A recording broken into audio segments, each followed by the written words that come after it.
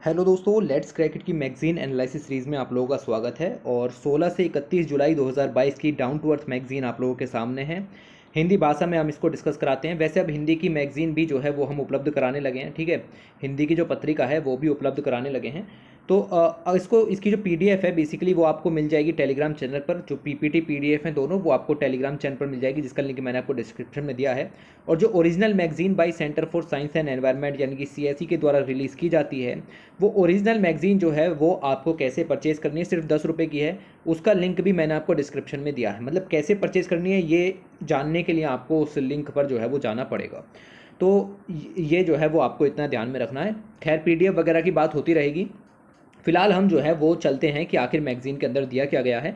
Market में वैसे 60 rupees की मिलती है मैगजीन, ओके, बट यहाँ पर आपको 10 रुपीज़ की अवेलेबल हो रही है। और ये जो है वो ई पीडीएफ है, तो कोई भी जो है ये ना सोचे कि ये जो है आपके घर पर प्रिंट करके जो है वो भेजी जाएगी, नहीं, ये ई पीडीएफ है। तो इस तरीके से आपको मिलेगा कि यहाँ पर बेसिकली जो टॉपिक हैं काफ़ी खूबसूरत कवर किए गए हैं, ओके। पूरी मैगजीन जो है वो नॉलेज से भरी पड़ी थी, ओके। तो यहाँ से निकाल करके लाए हैं कुछ पॉइंट्स आपको पता होने चाहिए, कुछ चीज़ें जो यहाँ पर काम की हो जाती हैं। सबसे पहले आर्टिकल की तरफ आ जाते हैं। लिखा हुआ है डाइजेस्ट, और इस पेज पर आपको यहाँ पर एक फ़ोटो दिया जाता है और उसके बारे में लिखा जाता है। तो फोटो में ये बताया गया है बेसिकली कि जो आपकी सेंट्रल दिल्ली है, सेंट्रल दिल्ली के अंदर कुसुमपुर पहाड़ी कम्युनिटी सेंटर, यहाँ पर वाटर टैंकर का वेट ये लोग कर रहे हैं। मतलब पानी की शॉर्टेज यहाँ पर हो गई है। पानी की शॉर्टेज जो है उसके पीछे का कारण बताया जा रहा है कि हरियाणा ने पानी को रिलीज़ नहीं किया। यमुना रिवर आती है, यमुना रिवर पर 40% डिपेंडेंट है दिल्ली की पॉपुलेशन, ओके। तो 40% जो दिल्ली की वाटर की डिमांड है वो यमुना रिवर से पूरी होती है। और यमुना रिवर का जो पानी है बेसिकली कहा गया सरकार के द्वारा, दिल्ली की सरकार के द्वारा, कि हरियाणा ने जो है वो एनएफ वाटर रिलीज़ नहीं किया। बहुत सारे डैम्स वगैरह बने होते हैं तो उससे वाटर रुक जाता है। तो यहाँ पर यही जो है वो कह सकते हैं कि कारण यहाँ पर बताया गया कि भाई इस वजह से जो है वो पानी की शॉर्टेज यहाँ पर उभर करके आई है, ओके। 1995 में सुप्रीम कोर्ट ने इस बात के ऊपर जजमेंट भी दिया था और एन ऑफ वाटर रिलीज करने के लिए यहाँ पर बात भी की थी, ओके। तो ये सब पॉइंट्स यहाँ पर पता होना चाहिए। उसके बाद बात करें court hinders US climate plan. तो इस आर्टिकल के अंदर क्या बात की जा रही है, जो आपके यूएस है उसके अलग अलग टारगेट हैं। उसने कहा है कि हम जो है वो 2030 तक जितना भी रिडक्शन करते हैं उसका 50 से 52% तक कम यहाँ पर कर देंगे कंपेयर टू 2005 के लेवल से, ओके। तो इतना उन्होंने यहाँ पर टारगेट जो है वो रखा है। स्पेशली जो पावर सेक्टर है यूएस के अंदर वो सेकंड हाईएस्ट कार्बन इमीटर है, ओके। और साथ ही साथ अगर आप देखें तो ये कंजम्पशन जो है पावर का कोल बेस्ड है, पावर प्लांट्स हैं तो भारी मात्रा में एमिशन होता है। तो इसको रेगुलेट करने के लिए वहाँ की जो एनवायरमेंटल रेगुलेटरी अथॉरिटीज़ होती हैं वो कुछ ना कुछ इमिशन टारगेट्स वहाँ पर फिक्स करती रहती हैं, इम्पोज करती रहती हैं कि इससे ज़्यादा आप टारगेट को, मतलब इससे ज़्यादा इमिशन आप यहाँ पर नहीं करोगे। तो 30 जून को सुप्रीम कोर्ट ने इनको फटकारा, किसको, एनवायरमेंटल अथॉरिटी को, कि इतने ज़्यादा इम्पोजिशन मत लगाओ, कैन नॉट इम्पोज, ओके। तो इन्होंने कहा कि एनवायरमेंटल रेगुलेटरी अथॉरिटी अपने आप से इमिशन टारगेट्स को पावर सेक्टर पर नहीं लगा सकती। उसके लिए आपको जो है वो परमिशन लेनी पड़ेगी यूएस कांग्रेस से। अब सोचो अगर कोर्ट इस तरीके की हरकत करता है तो इसका मतलब ये है, कोर्ट ने क्या डिसाइड किया, कोर्ट ने दो मुद्दे थे, एक था एनवायरनमेंट का, एक था इकोनॉमी का और पावर सेक्टर का और बेसिकली एनर्जी सिक्योरिटी का। तो उन्होंने बेसिकली एनर्जी सिक्योरिटी के मुद्दे को चुना और यहाँ पर जो एनवायरनमेंट का मुद्दा था या फिर पोल्यूशन वगैरह का मुद्दा था उसको हटा दिया, ओके। या फिर उसके लिए जो बेसिकली ये सब चीज़ें टाइट कर दी, जिसकी वजह से यूएस के जो क्लाइमेट प्लान है वो पीछे की साइड खिसक जाएंगे। अब वो जो 2030 तक 50 से 52% तक नहीं कम कर सकते अपने इमिशंस को। तो ये यूएस के सिलसिले में बात हो रही है। ऐसा ही सब पूरी कंट्रीज, पूरी दुनिया में होता रहता है। जैसे इंडिया में भी कोल शॉर्टेज हुई तो हमने कोल का एक्सट्रैक्शन जो है वो दुगना करने की परमिशन दे दी, ओके, कि ज़्यादा से ज़्यादा कोल निकालो। तो ये तो सब होता रहता है क्योंकि एनर्जी सिक्योरिटी भी ज़रूरी है लेकिन भाई एनवायरनमेंट भी ज़रूरी है। तो उस पर आप इस तरीके से जो है वो बैलेंस डिसीजन यहाँ पर देना चाहिए था। खैर, हमारा काम नहीं है जानना।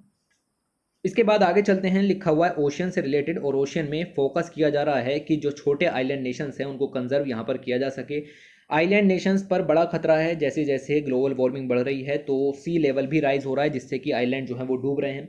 उसके अलावा जो वाटर है वो भी यहाँ पर पोल्यूट हो रहा है। कई सारे ओशियन से रिलेटेड प्रॉब्लम्स हो जाते हैं। सी सरफेस टेम्परेचर बढ़ रहा है तो साइक्लोन है, स्टॉर्म्स हैं, सुनामीज हैं, उनकी इंटेंसिटी यहाँ पर बढ़ जाती है। साथ ही साथ ओशन एसिडिफिकेशन की प्रॉब्लम भी यहाँ पर नजर आ रही है। कोरल रीफ भी खत्म हो रहे हैं। खैर, और भी 70 प्रॉब्लम्स हैं ओशन से रिलेटेड।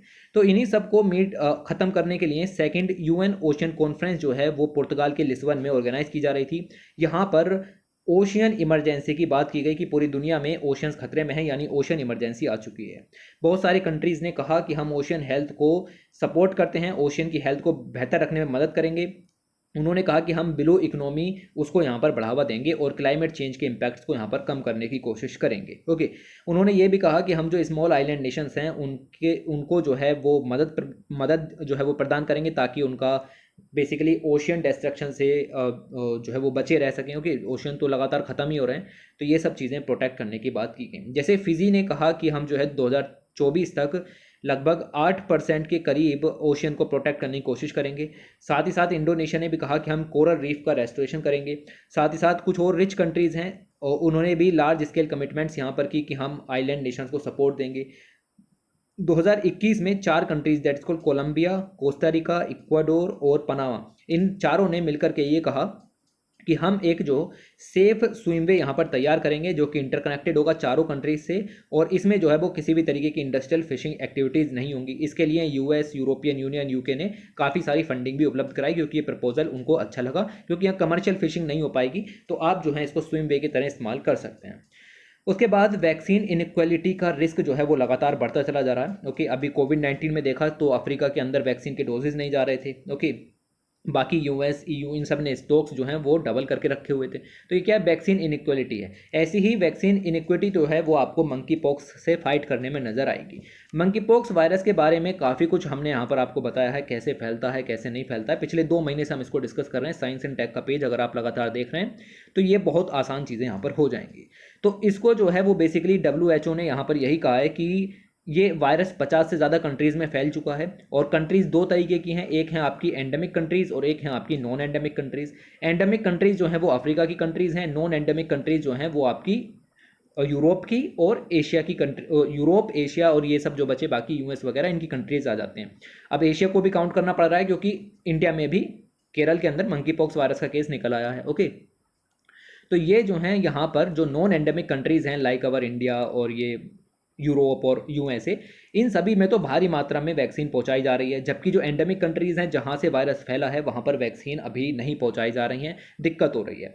मैंने ये भी बताया है आपको 1000 बारी कि मंकी पॉक्स वायरस के लिए वैक्सीन जो है वो वही इस्तेमाल हो रही है, कौन सी, स्मॉल पॉक्स वाली यानी चेचक वाली वैक्सीन जो है वो इस्तेमाल हो रही है। लेकिन ज़रूरी नहीं है कि सेम वैक्सीन सेम इफेक्ट यहाँ पर करे, तो उसके लिए हमें मंकी पॉक्स की नई वैक्सीन बनाने की ज़रूरत पड़ी, और अभी मार्केट में मंकी पॉक्स के नाम से, स्पेशली मंकी पॉक्स के लिए सिर्फ एक ही वैक्सीन अवेलेबल है, दैट इज़ कॉल्ड जाइनियोस। ओके, तो ये जो है वो डैनिश कंपनी के द्वारा बनाई गई है। इन्होंने जितनी डोजेज बनाई उसमें से 2 मिलियन तो अकेले यूएस में जाएंगी, और बाकी की 5 मिलियन डोजेज जो हैं वो बाकी सारे वर्ल्ड के लिए यहाँ पर हैं। तो ये बताइए कि वैक्सीन इनइक्विटी हुई या नहीं हुई। एक कंट्री को तो आप सीधे 2 मिलियन भेज रहे हो और बाकी कंट्रीज को बस 5 मिलियन। ओके, तो ये कैसा अंजाम।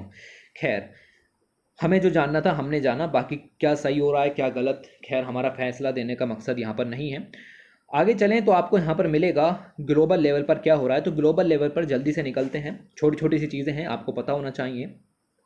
ऑस्ट्रेलिया के अंदर सिडनी में भारी मात्रा में फ्लड्स यहाँ पर आ गए, जिससे 85,000 लोगों को डिस्प्लेस करना पड़ा, और इसके पीछे का कारण बताया जा रहा है अल नीनो सदर्न ओसिलेशन का cooling phase that is called La Neena.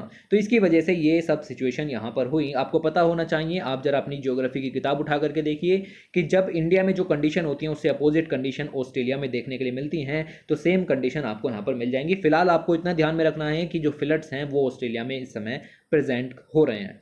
साथ में बात करें इटली के अंदर 7 लोगों की डेथ हो गई, 5 अदर जो हैं वो मिसिंग भी हैं। क्यों? क्योंकि एक ग्लेशियर है जिसका नाम आपको याद रखना है, बिल्कुल याद रखना है। इसका नाम है आपका मार्मोलाडा ग्लेशियर। ओके, तो ये जो ग्लेशियर है ये एवलांच के कारण कोलैप्स हो गया, और कहा जा रहा है कि हाई टेम्परेचर वगैरह की वजह से जो इसकी होल्डिंग कैपेसिटी है वो बहुत ही कम हो गई थी, जिसकी वजह से ये जो है वो अपना 80% वॉल्यूम पहले ही खो चुका था पिछले 72 सालों में, और अब ये बहुत तेज़ी से जो है वो ख़त्म हो रहा है और ये पिघल रहा है। ओके, मतलब गिर गया, पूरा एवलांस हो गया, जिसको कहते हैं ना क्या कहते हैं इसको हिंदी में, ठीक है मेरे हिंदी में नाम याद नहीं आ रहा मुझे इसका, एवलांस को कुछ कहते तो हैं, है ना, भूस्खलन होता है ना, जैसे भूस्खलन, हाँ भूस्खलन होता है, ऐसे ही आपका हिमस्खलन भी होता है।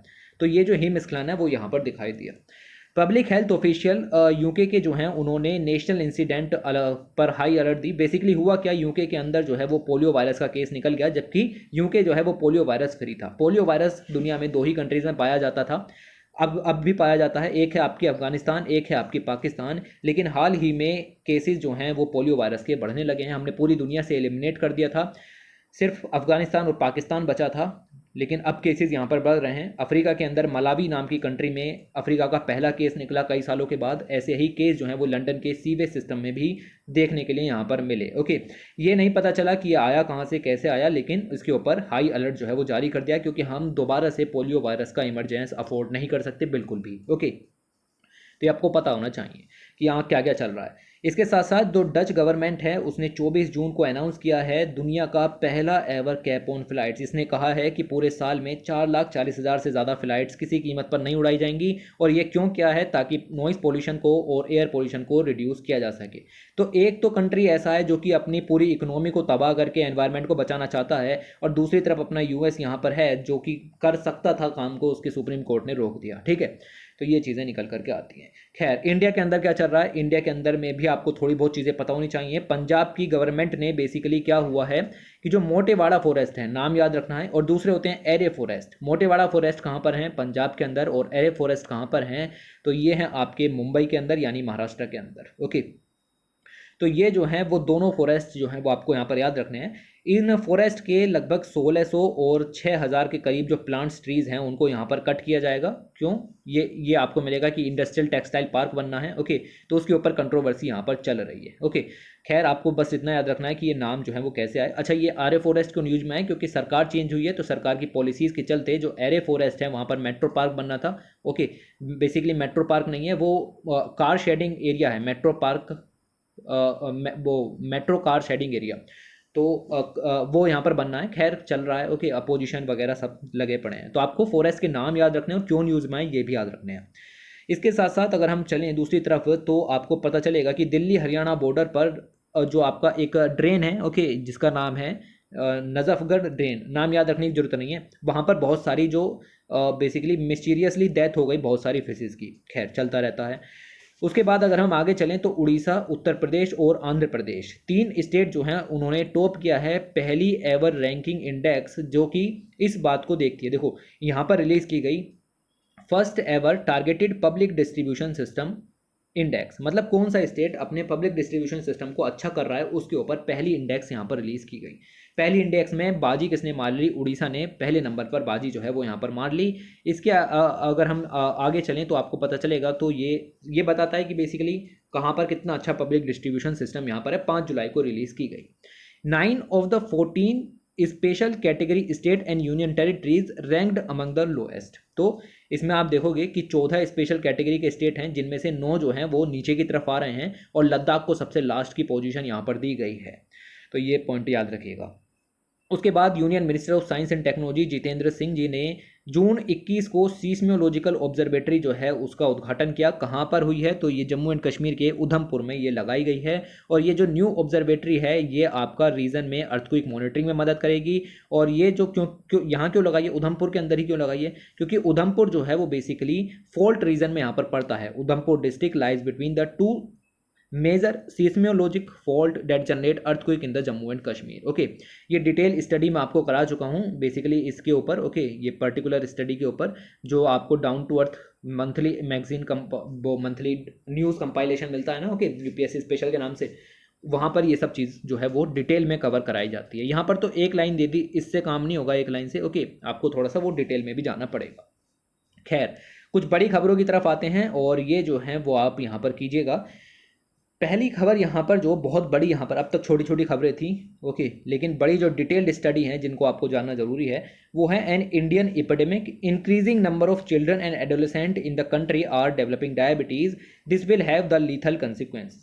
तो इंडिया में क्या है कि टाइप 2 डायबिटीज़ के केसेस बहुत तेज़ी से यहाँ पर बढ़ रहे हैं। ओके, तो उनको कर्ब करने की ज़रूरत है, उनकी मॉनिटरिंग करने की ज़रूरत है, उसके ऊपर ही ये आर्टिकल यहाँ पर दिया गया है। तो क्वेश्चन आने के चांसेस बढ़ जाते हैं, क्योंकि टाइप 2 डायबिटीज़ के केसेस इंडिया में यंगर पॉपुलेशन में बहुत तेज़ी से बढ़ रहे हैं, और चूंकि यंगर पॉपुलेशन जो है वो डेमोग्राफिक डिविडेंड का हिस्सा हो जाती है, तो इसीलिए हम उनकी हेल्थ से खिलवाड़ नहीं कर सकते। ये सब फैक्ट यहाँ पर दिया गया है, मैं इसको लेकर के चलता हूँ। सिर्फ पढ़ने वाली चीज़ है, तो आपको थोड़ा सा पता होना चाहिए। ये सब जो है वो इंट्रोडक्शन पॉइंट ऑफ व्यू से, यहाँ आपको कुछ नहीं जानना था। बात शुरू होती है द डिजीज़ से। ओके, तो द डिजीज़ बेसिकली हम जो बात कर रहे हैं वो आपकी डायबिटीज़ की बात कर रहे हैं, तो डायबिटीज़ जो है वो क्या है, is a dysfunction in the bodies regulation of blood sugar level. जो आपके ब्लड शुगर के लेवल हैं वो यहाँ पर कंट्रोल नहीं कर पाती है। ओके, ये डिजीज़ अगर हो जाती है, और ये टू वेराइटीज़ में यहाँ पर आती है। एक होती है टाइप 1 जो कि रेयर है और usually shows up in early life. Okay, तो अर्ली लाइफ में ही ये जो है वो दिखाई पड़ जाती है। एक तरीके से ऑटो इम्यून डिजीज़ है, अपनी ही बॉडी की सेल्स को ख़त्म करने लगती है। The body attack the cells in the pancreas, pancreas की सेल्स पर अटैक करती है और इंसुलिन का जो प्रोडक्शन है उसको यहाँ पर डिसरप्ट कर देती है। ए हार्मोन, बेसिकली इंसुलिन जो है वो हार्मोन है जो आपकी ग्लूकोज को बेसिकली एनर्जी के लिए यहाँ पर आपका यूज़ करता है। ओके, तो पेशेंट जो है वो उसको इंसुलिन की बहुत ज़रूरत पड़ती है। इंसुलिन के शॉट्स जो हैं वो आपको यहाँ पर लेने पड़ते हैं, लगभग एक दिन में 4 बार। एग्जैक्ट नहीं है, डॉक्टर की सलाह से ही लेने हैं। ओके, तो ये जो है वो टाइप 1 डायबिटीज़ है। तो इसका कोई बेसिकली सिंपल है, रेयर केस में मिलेगी, आपको डॉक्टर की सलाह लेनी है, इंसुलिन के शॉट लेने, कोई और चारा नहीं है, आपको पूरी ज़िंदगी ऐसा गुजारनी पड़ेगी। दूसरी तरफ जो है वो टाइप 2 डायबिटीज़ यहाँ पर आ जाती है, और टाइप 2 डायबिटीज़ जो है वो लगातार कॉमन दिख रही है एडल्ट्स के अंदर, but tend to develop when the body can not regulate its use of insulin. कारण सेम ये, इंसुलिन का यूज़ को रेगुलेट ना कर पाए, इंसुलिन को जनरेट ना कर पाए, रेसिस्ट द हार्मोन। ओके, तो ओबिसिटी हो सकती है, इससे इनएक्टिव लाइफस्टाइल हो सकती है, ये जो है वो कॉमन कॉज होते हैं जिसकी वजह से टाइप 2 डायबिटीज़ आ जाती है। तो आपका लाइफस्टाइल सही नहीं हो सकता, और हो सकता है कि ओबेसिटी हो तो उसकी वजह से चीज़ें आती हैं। यूजुअली कंट्रोल की जा सकती है, थोड़ी सी पिल्स या लाइफस्टाइल चेंज कर लो ना अपना, तो भी ये जो है वो ठीक हो सकता है।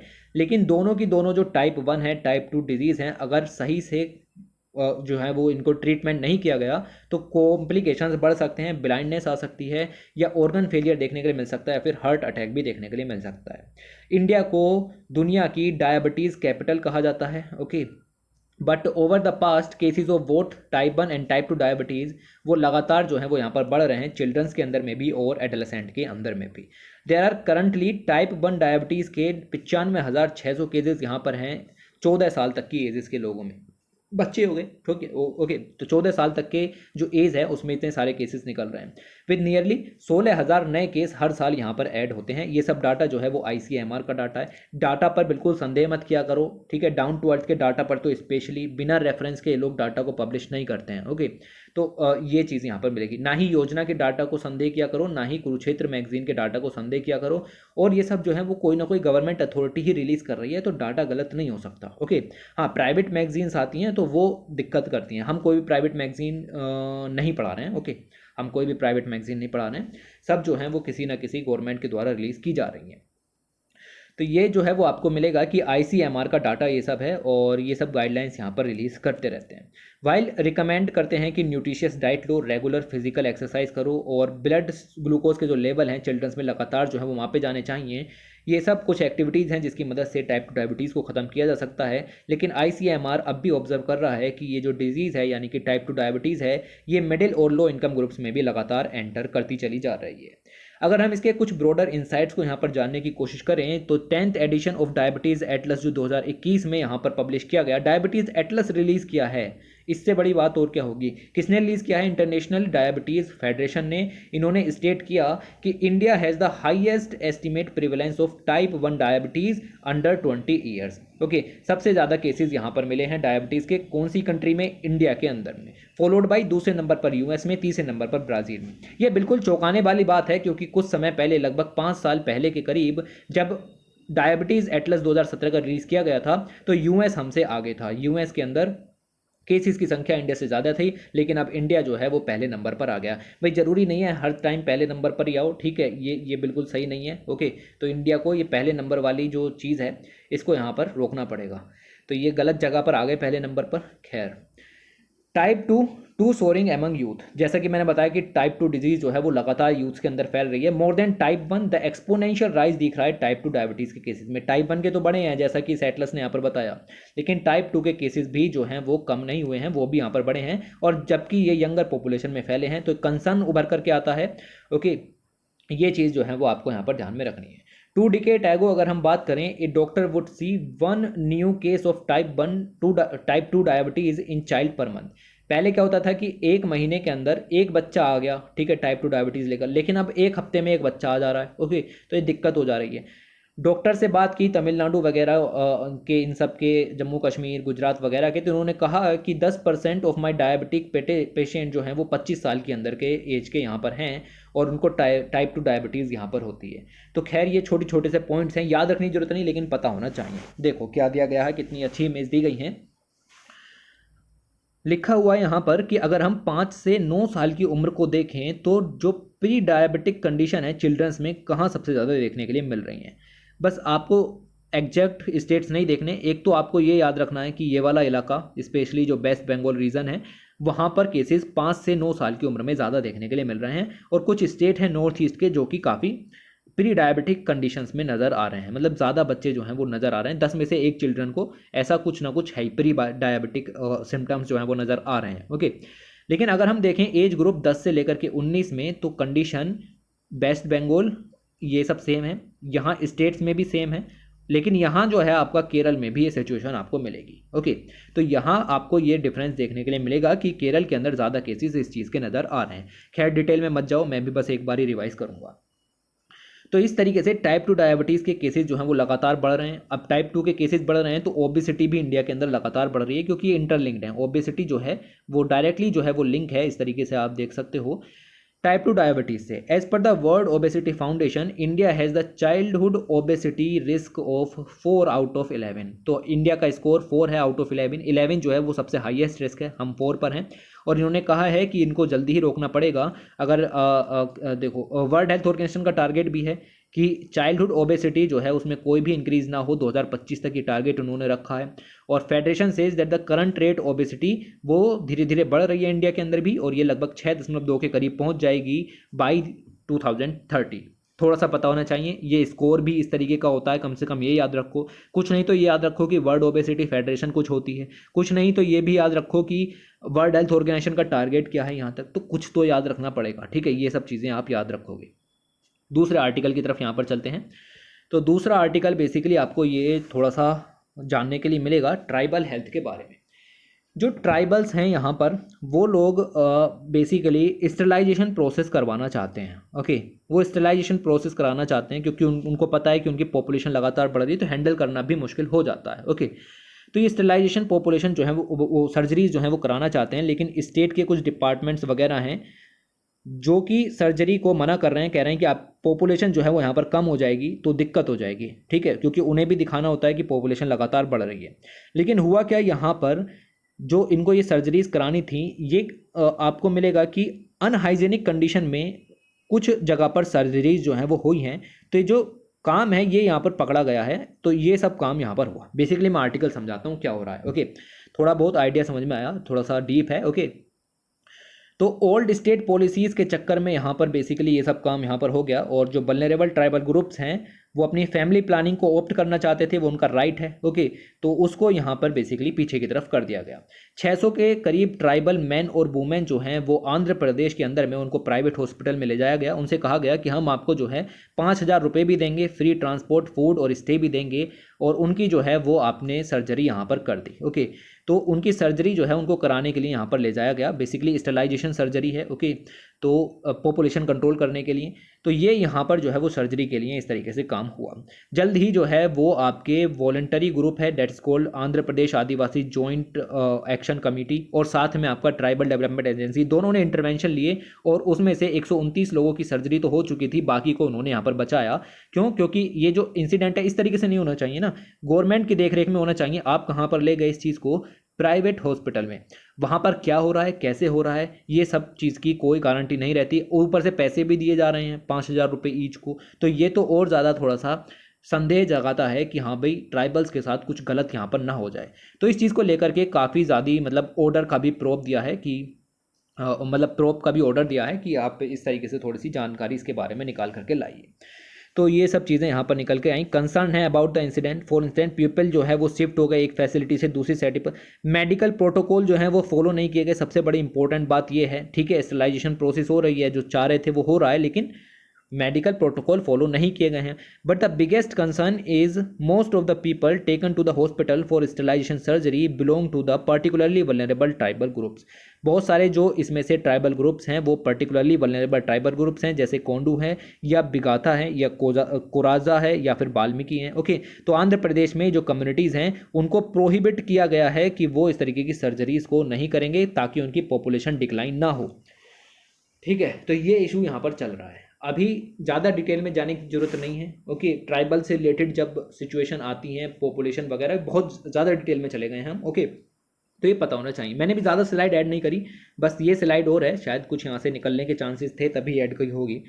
लिखा हुआ है irrelevant link. Till a few decade एगो सेवरल स्टेट, उनकी भी सिमिलर पॉलिसीज थी कि वो पर्टिकुलरली वल्नरेबल ट्राइबल ग्रुप्स की जो फर्टिलिटी रेट है उनको अच्छा करना चाहते हैं, उनको इम्प्रूव करना चाहते हैं, यानी कि उनको जो स्टेलाइजेशन प्रोसेस है वो नहीं करने दी जाएगी। तो ये समझ में आया कि ट्राइबल पॉपुलेशन की जो पॉपुलेशन है वो डिक्लाइन हो रही है, इस वजह से ये सब काम हो रहा था। ये ओल्ड पॉलिसीज़ हैं, लेकिन अभी ऐसा नहीं है। ट्राइबल पॉपुलेशंस की जो संख्या है, बेसिकली पॉपुलेशन है, वो लगातार यहाँ पर राइज हो रही है 1960s से। जब हम देखते हैं statistical profile of scheduled tribes in India 2013, जो कि union ministry of tribal affairs के अंदर में है, तो पर्टिकुलरली वल्नरेबल ट्राइबल ग्रुप्स की पॉपुलेशन 1961 में 0.77 मिलियन थी और ये बढ़कर के जो है वो आपकी 2.76 मिलियन के करीब 2001 में हो गई। उसके बाद का डाटा हमारे पास उपलब्ध नहीं है, बट आप समझ सकते हो कि लगभग 3 मिलियन के करीब पॉपुलेशन हो गई होगी। तो पॉपुलेशन बढ़ रही है, तो ग्रुप्स जो चाह रहे हैं पर्टिकुलरली वल्नरेबल ट्राइबल ग्रुप्स वो सही चाह रहे हैं, लेकिन स्टेट की जो ओल्ड पॉलिसीज़ हैं वो अभी भी ये कह रही हैं कि स्टेलाइजेशन प्रोसेस नहीं करानी, क्योंकि उसकी वजह से आपकी पॉपुलेशन डिक्लाइन हो जाएगी। ओके, तो ये कुछ चीज़ें कंट्रोवर्सी चलती रहती हैं। Denying already marginalised community access to the family planning, तो ये तो डायरेक्टली डिनाइंग हो गया ना, आपकी ओल्ड पॉलिसीज इस तरीके की हैं, तो इसके सीरियस इंप्लीकेशन हो सकते हैं। 2018 का paper on defying contraceptive services to Chhattisgarh की बैगा कम्युनिटी के साथ भी यही है कि the number of pregnancies and of living child suggest connection between the sterilisation restriction and mortality. एक ग्रुप जो है ये सब पब्लिश यहाँ पर हुआ। खैर मैं बता रहा हूँ, ज़्यादा डिटेल में जाने की जरूरत नहीं, आपको थोड़ा सा इशू क्लियर होना चाहिए कि क्या चल रहा है। More tribal groups now want permanent contraception in the face of deteriorating health and living condition. तो ग्रुप्स की डिमांड है भाई, ये सब चीज़ें यहाँ पर होनी चाहिए। खैर आगे चलते हैं, और बहुत खूबसूरत आर्टिकल एनवायरनमेंट पर्सपेक्टिव से एफोरेस्टेशन का, और यहाँ पर मज़ा आ गया आर्टिकल को पढ़ के। ओके, तो मियावाकी फॉरेस्ट मेथड के बारे में बताया गया है। मियावाकी फॉरेस्ट मेथड के ऊपर यूपीएससी जो है वो प्रीलिम्स 2022 में ऑलरेडी क्वेश्चन को पूछ चुका है कि मियावाकी फॉरेस्ट मेथड आखिर है क्या। 4 ऑप्शन दिए थे, अपना मतलब उसमें से एक ठीक था। तो ये जो है वो आर्टिकल को पढ़ोगे एकदम बहुत मतलब एकदम नीचे के लेवल का क्वेश्चन वो लगेगा इस आर्टिकल को पढ़ने के बाद। ऐसे आर्टिकल्स पहले भी पढ़ा है, मियावाकी मेथड के बारे में पहले भी पढ़ा है। ओके, लेकिन बार बार न्यूज़ में आता है। यहाँ से आपको जो चीज़ मिलने वाली है वो आपको कहीं नहीं मिलने वाली। यहाँ मियावाकी फॉरेस्ट मेथड को जो अच्छा बताया जाता है उसकी कुछ कमियां भी यहाँ पर बताई गई हैं, तो कमियां भी जानना जरूरी होता है जब किसी चीज़ को यहाँ पर पढ़ रहे होते हो। तो पहले जान लेते हैं कि ये मियावाकी फॉरेस्ट मेथड है क्या, और इसके कुछ ऐसे फीचर्स जो आपको नहीं पता होंगे उनको मैं आपको यहाँ पर जो है वो बताऊँगा। मियावाकी फॉरेस्ट जो है वो लगातार सेटअप किए जा रहे हैं, सारी जो पूरी सिटीज़ के अंदर, लगातार इंडिया की सिटीज़ के अंदर यहाँ पर बढ़ रहे हैं। क्यों? क्योंकि ये क्विक फिक्स मेथड है। ओके, याद रखना, ये क्विक फिक्स मेथड है जिससे कि ग्रीनरी को बढ़ाया जाता है। बहुत जल्दी बढ़ जाते हैं ये फॉरेस्ट, और लगातार ऐसा लगता है कि मतलब 1-1.5 साल में ही अच्छा खासा फॉरेस्ट जो है वो यहाँ पर तैयार हो जा रहा है। ओके, तो इस तरीके से चीज़ें निकल करके आती हैं। अब बात करते हैं क्या है ये चीज़। ओके, तो महाराष्ट्र वगैरह के अंदर, स्पेशली पुणे सिटी के अंदर, इस तरीके के बहुत सारे पेड़ यहाँ पर लगाए गए हैं। Okay, the forest now stand over 2 metre tall, और अब ये 2 मीटर के बराबर भी यहाँ पर हो गए हैं, और अट्रैक्ट करते हैं पीपल्स को और बर्ड्स को। खैर ये इंट्रोडक्शन पॉइंट ऑफ व्यू से था कि आप कहीं से तो शुरू करोगे। ओके, इसके बाद ये जो हैं वो आप यहाँ पर याद रखोगे कि ये डेंस अर्बन फॉरेस्ट होते हैं। पहला पॉइंट, डेंस होते हैं। ठीक है, बहुत ज़्यादा डेंस करके इनको लगाया जाता है। ओके, ये क्रिएट किए जाते हैं बाई एक मेथड जो कि प्रोपाउंड किया गया था आपका जैपनीज बोटनिस्ट जिसका नाम था अकारी मियावाकी। Okay, Akira Miyawaki. 1980 के करीब मेथड जो है वो उभर करके आया। इस मेथड की अगर हम कुछ खास बातों की बात करें तो method essentially compresses layer of forest. Forest एक अपने आप में एक फॉरेस्ट का स्ट्रेटिफिकेशन होता है ना, सबसे पहले बायोमास आता है, फिर छोटे पेड़, फिर बड़े पेड़, फिर कैनोपी वगैरह सब इस तरीके से। ऐसा ही फॉरेस्ट की लेयर जो है वो यहाँ पर भी क्रिएट होती है, biomass, tree number and canopy. Okay, तो ये आता है। याद रखना कि मियावाकी मेथड जो है वो स्मॉल पैचेस ऑफ लैंड के लिए बहुत ज़्यादा सूटेबल है, और साथ ही साथ जो टाइम यहाँ पर लगता है वो भी रिड्यूस हो जाता है। For instance under the method sapling जो है वो 30 सेंटीमीटर की दूरी पर लगाई जाती हैं, जबकि हम कोई और मेथड अपनाते तो उसमें 2.4 मीटर के गैप पर लगाना पड़ता, लेकिन यहाँ 30 सेंटीमीटर के गैप पर ही काम हो जाता है। दूसरे पॉइंट मैंने आपको ये भी बताया कि डेंस तरीके से प्लांटेशन यहाँ पर की जाती है। जब 30 मीटर की दूरी पर ही लगाएंगे तो एक पौधे और दूसरे पौधे के बीच में गैप कम हो जाएगा, और इस तरीके से जब आप बहुत सारे पौधे लगा दोगे तो आपको पता चलेगा कि ये डेंस वेजिटेशन आपने यहाँ पर खड़ी कर दी। ओके, इस तरीके से आप देखो तो ये जो सैपलिंग्स हैं 30 मीटर से ज़्यादा का अंतर इनके बीच में नहीं है। ये सब काम यहाँ पर जो है वो हो रहा है। अब ये जो है वो आपको यहाँ पर ध्यान रखना है कि अब ये देखो कि ये डेंस यहाँ पर लगाए गए हैं। ओके, डेंस लगाए गए हैं तो आपको यहाँ पर पता चलेगा। यस, मैं थोड़ा सा यहाँ से पीछे से लेकर के चलता हूँ। क्या है कि सच डेंस प्लांटेशन, ये जो इतनी घनी आपने प्लांटेशन यहाँ पर की है, ये प्लांटेशन क्यों बेहतर यहाँ पर है मियावाकी मेथड के लिए? तो डेंस प्लांटेशन इंड्यूस करती है कंपटीशन को among the trees for the sunlight, जिससे कि वो लगातार ऊपर की तरफ उठते हैं। देखो दोनों पॉइंट यहाँ पर क्लियर हैं कि ये जो मियावाकी फॉरेस्ट मेथड है इसमें पेड़ बहुत तेजी से क्यों उगते हैं। पेड़ इसमें इतनी तेजी से इसलिए उगते हैं क्योंकि उनको सनलाइट चाहिए होती है, और वो दूसरे पेड़ से कंपटीशन की तुलना में थोड़ा सा ऊपर उठने की कोशिश करते हैं ताकि मुझे ज़्यादा सनलाइट मिले, क्योंकि फॉरेस्ट में जो पेड़ है उनको डेंस करके लगाया गया है। जब डेंस करके लगाया गया है तो सनलाइट ब्लॉक होती है, तो पेड़ को अगर सनलाइट चाहिए तो उसको और ज़्यादा ऊंचा उठना पड़ेगा compare to the other tree. तो ऐसे ही कंपटीशन के चलते सारे पेड़ जो हैं वो धीरे धीरे ऊपर उठते हैं, और इसीलिए कहते हैं कि इसको उगने में टाइम भी यहाँ पर कम लगता है। तो ये मेथड जो है वो यहाँ पर हुआ, और इस समय इंडिया के अंदर लगभग 1500 करीब ऐसे फॉरेस्ट जो हैं वो लगाए जा रहे हैं, स्पेशली साउथ ईस्ट एशिया वगैरह में भी ये सब काम जो है वो चल रहा है। तो ये चीज़ आपको थोड़ी सी समझ में आनी चाहिए थी। ये साइड में मैप देख रहे हो, मैप के अंदर दिखाया गया है इंडिया के 200 मियावाकी फॉरेस्ट। ओके, कहाँ कहाँ पर ज़्यादा प्रिवेलेंट है। नॉर्थ ईस्ट में ज़्यादा मेथड जो है वो सही नहीं है, एक आधा फॉरेस्ट आपको यहाँ पर मिल जाएगा बना बनाया। यहाँ पर अगर आप देखें ईस्टर्न इंडिया के अंदर में भी ये चीज़ ज़्यादा फेमस नहीं है, बाकी पूरे इंडिया में ये चीज़ फेमस निकल करके आ रही है। ओके, तो ये मेथड जो है वो इस तरीके से आपका वर्क यहाँ पर कर रहा है। पिछले 10 सालों में हमने इस तरीके के कई सारी चीज़ें यहाँ पर बनाई हैं। गैप मैंने बताया 30 सेंटीमीटर का आप लगाते हो। ओके, और आप देखोगे कि 30 टाइम्स डेंसर यहाँ पर होता है और 10 टाइम्स फास्टर जो है वो यहाँ पर उगने लगता है। ओके, तो ये दोनों पॉइंट भी आप यहाँ पर ध्यान में रखोगे। तो in theory method offers holistic solution, ये काफ़ी अच्छी स्लाइड है, ठीक है, बहुत खूबसूरत स्लाइड है, और इससे अगली भी याद ध्यान से देखिएगा जरा। In theory method offers a holistic solution, जिससे कि अर्बन जो सिचुएशन है लाइक हीट आइलैंड इफेक्ट है, या अर्बन एरिया में एयर नॉइज पोल्यूशन ज़्यादा है, या ग्रीनरी नहीं होती, तो वहाँ सब जगह पर ग्रीनरी लगाई जा सकती है इस मेथड का इस्तेमाल करके। Little wonder then that the afforestation method, ये एफोरेस्टेशन का मेथड हो गया, भाई पेड़ लगा रहे हो, फॉरेस्ट लगा रहे हो, एफोरेस्टेशन का मेथड हो गया। फास्ट गेनिंग अटेंशन है क्योंकि इससे एकदम पौधे लगते हैं और तेजी से ग्रीनरी जो है वो यहाँ पर बढ़ती है। अगर हम बात करें तमिलनाडु बेस्ड नॉन प्रॉफिट की, तो उसने यहाँ पर लगभग ऐसे 37 फॉरेस्ट रूरल अर्बन एरियाज में लगाए हैं। चेन्नई ने भी ऐसे कई सारे फॉरेस्ट यहाँ पर लगाए हैं। Media report suggest that Hyderabad has the largest Miyawaki forest, Hyderabad के पास लार्जेस्ट मियावाकी फॉरेस्ट जो हैं वो अवेलेबल है। अब कुछ प्रॉब्लम्स की बात यहाँ पर करते हैं, और जब प्रॉब्लम्स की बात कर रहे हैं तो ये समझ में आया कि can it restore the soil, तो क्या ये सोइल को भी रिस्टोर करते हैं? भाई फॉरेस्ट जो है उसका काम ही है कि वो जो सोइल है उसको रिस्टोर करेगा, तो क्या ये वाले फॉरेस्ट सोइल को रिस्टोर करते हैं? तो हाँ जी, Miyawaki is the best solution to bring back the nutrients and life to the soil damage by the excessive use of pesticide and insecticide. तो जो आपने पहले इतनी धरती जो खराब कर दी यहाँ पर आपने, ठीक है, पेस्टिसाइड वगैरह का यूज़ करके, उसको सही करने का सॉल्यूशन जो है वो मियावाकी मेथड जो है वो आपको कराता है सही। ओके, तो ये मेथड जो है वो आपका यहाँ पर इस तरीके से हेल्पफुल है। तो याद रखना कि सोइल की क्वालिटी को भी सही रखता है, लेकिन कुछ चैलेंजेस भी सामने यहाँ पर आ रहे हैं जिनको जस्ट थोड़ा सा आपको ऑब्जर्व करना है। 6 चैलेंजेस मैंने आपको यहाँ पर लिखे हैं। देखो, मैंने आपको कई बार ये भी बताया है पहले, अगर आप रेगुलर फॉलो करते हो, खैर नहीं करते हो चलो अभी समझा देता हूँ, कि there is 2 thing called plantation and natural regeneration. Okay, plantation versus natural regeneration. Plantation का मतलब ये है कि आपने अपने हाथ से पौधे लगाए हैं और नेचुरल रीजनरेशन का मतलब है कि पौधा अपने आप उगा है नेचुरल तरीके से, आपने उसमें कोई इंटरफेरेंस नहीं किया। आप मुझे बताओ कौन सी चीज़ अच्छी होगी? तो भाई नेचुरल जो रीजनरेशन हुआ या नेचुरल जो बेसिकली पौधे यहाँ पर लगे वो ज़्यादा हेल्दी रहेंगे, उनमें कंपटीशन भी बढ़ेगा क्योंकि उनको वो खुद उगे हैं, आपने उनमें सपोर्ट नहीं किया, तो उनकी क्वालिटी उनकी बेहतर होती है।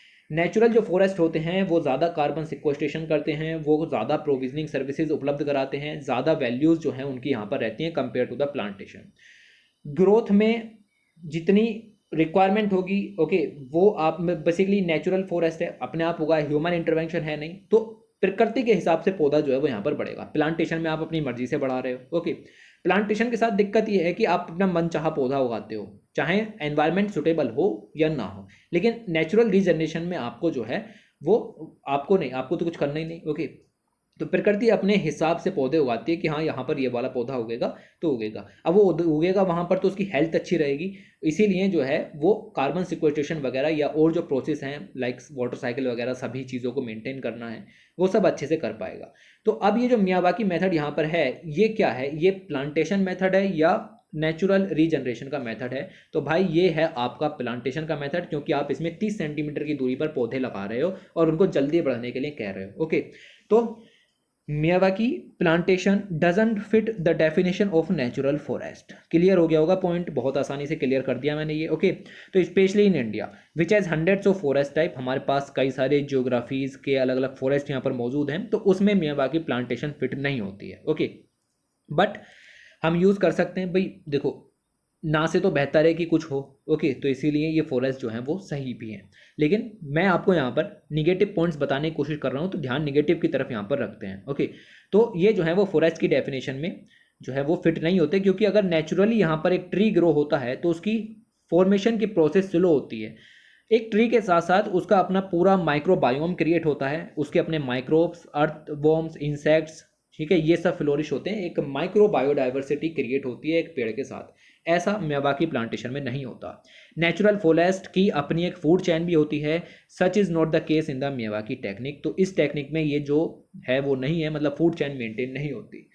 पीपल जिन्होंने इस मेथड को अपनाया उन्होंने कहा है कि उनके एरिया में रेप्टाइल्स जो हैं वो यहाँ पर बढ़ गए। क्यों? क्योंकि उनको खाने वाले जो हैं लाइक मोंगूज हैं या बर्ड्स हैं वो आपके इस डेंस फॉरेस्ट में एंटर नहीं कर सकते, जिसकी वजह से स्नेक तो एंटर कर जाएगा, स्नेक के लिए तो 1 सेंटीमीटर की जगह होगी उसमें भी चला जाएगा, ओके। लेकिन यहाँ पर जो है वो मोंगूज हैं या बर्ड्स ऑफ प्रे हैं वो नहीं एंटर कर पाते, इसकी वजह से रेप्टाइल्स की संख्या यहाँ पर बढ़ गई। इन्होंने ये भी कहा कि अगर आप एरिड एरियाज लाइक पंजाब और राजस्थान में ऐसी प्लांटेशन करते हो तो आपको भारी मात्रा में वाटर चाहिए, जो कि पंजाब, हरियाणा, राजस्थान, दिल्ली में पहले से ही नहीं है, ओके। तो यही तो दिक्कत हो रही है, जिसकी वजह से ग्राउंड वाटर एक्सट्रैक्शन और ज़्यादा बढ़ जाएगा। तो ये एरिड एरियाज के लिए बिल्कुल भी अच्छा नहीं है। Besides in the case of draught, अगर ड्रोट आ गया या इंटेंस कंडीशन आ गई तो मियावाकी फॉरेस्ट जो एरिड एरिया में आपने लगाए हैं ये एकदम से जो आग है उसको भी पकड़ लेते हैं, यानी कि मोर ससेप्टेबल है कैचिंग फायर में। और साथ ही इनको लगाने की कॉस्ट भी हाई होती है। Because of the high cost it is likely to appeal to rich people only, rich peoples के लिए हैं बेसिकली ये, और म्यूनिसिपल हॉर्टिकल्चर एजेंसीज जो इसमें खर्चा कर सकती हैं वो लगा सकती हैं। अगर देखो ये लिखी हुई लाइन काफ़ी इंपॉर्टेंट लाइन है कि if the objective is to restore a degraded tract, restore की बात कर रहे हैं हम, okay, is to restore a degraded track और एड रिचनेस और बायोडाइवर्सिटी।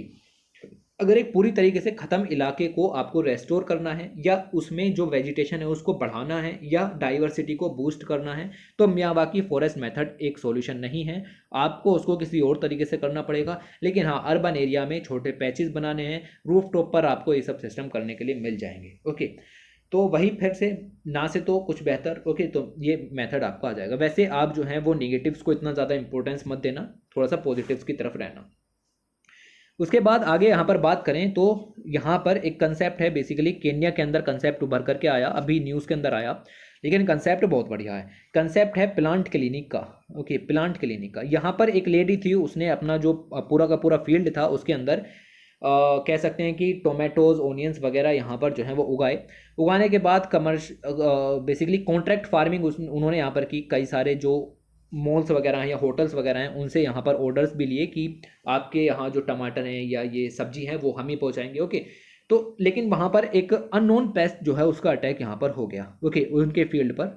तो अननोन पेस्ट अटैक जो है वो यहाँ पर देखने के लिए मिला। ये सब चीज़ें जो है वो केन्या की चल रही हैं। मुझे कंसेप्ट क्लियर करना है बस कि what is this plant clinic और कैसे हेल्प करेगा, उसके लिए ये बेस क्रिएट हो रहा है, ओके। तो एक अननोन पेस्ट ने यहाँ पर जो है वो अटैक किया। इनको पता नहीं था, इनकी पूरी क्रॉप जो है वो पूरी तरीके से खत्म हो गई। इनको ये तो पता था कि ये पेस्ट यहाँ पर लगा है ना, तो इसके बारे में जानकारी नहीं थी। तो इन्होंने एक्सेसिव केमिकल्स और ये सब जो है वो इस्तेमाल किया, लेकिन सिचुएशन और ख़राब हो गई और इनकी पूरी फसल बर्बाद हो गई। तब इनको पता चला कि यहाँ पर प्लांट क्लिनिक नाम की भी एक चीज़ होती है। ये प्लांट क्लिनिक में गई और वहाँ पर जब इन्होंने अपनी फसल को दिखाया तो पता चला कि द पेस्ट वाज टूटा एब्सोल्यूटा। जना क्या है, ठीक है। तो ये वाला जो पेस्ट है वो यहाँ पर आपका लग चुका था। द स्पीसीज़ है मौत की, बेसिकली ये जो आपका पेस्ट है ये मौत की स्पीसीज़ है। और ये जो है वो आपका टोमेटो प्लांट्स पर फीड यहाँ पर करती है और इनकी टमाटर की पूरी फसल जो है वो बर्बाद यहाँ पर हो गई। इन्होंने यहाँ से जो है वो इसके बारे में सारी जानकारी निकाली और सारी जानकारी निकालने के बाद अपने फील्ड को साफ़ किया और दोबारा से जो है वो वहाँ पर कल्टीवेशन शुरू की। और फिर अगर ये वायरस या ये अगर पेस्ट लगता है तो उनके पास तरीका था। इन्होंने कॉस्ट इफेक्टिव मेथड जो है वो यहाँ पर सीखे कि कैसे पेस्ट को कंटेन करना है और कैसे कीप करना है फार्म को या फार्म टूल्स को क्लीन। तो इन्होंने ये सब जो लेसन है वो यहाँ पर सीखे जिससे कि फार्म बिजनेस को सस्टेन रखा जाए। इंडिया में लगातार किसी ना किसी तरीके के पेस्टिसाइड बेसिकली पेस्ट जो है वो यहाँ पर आते रहते हैं। तो पेस्ट जो हैं वो काफ़ी सारी फसल को यहाँ पर बर्बाद करते हैं। तो वो फसल को बचाने के लिए ये जो आपके क्लिनिक हैं that is called plant clinic, ये हमारी मदद यहाँ पर कर सकते हैं। तो इस तरीके से जो चीज़ें हैं वो आपको यहाँ पर मिलेंगी। और ये जो मेथड है प्लांट क्लिनिक का, ये काफ़ी ज़्यादा सक्सेसफुल मेथड जो है वो यहाँ पर उभर करके आया।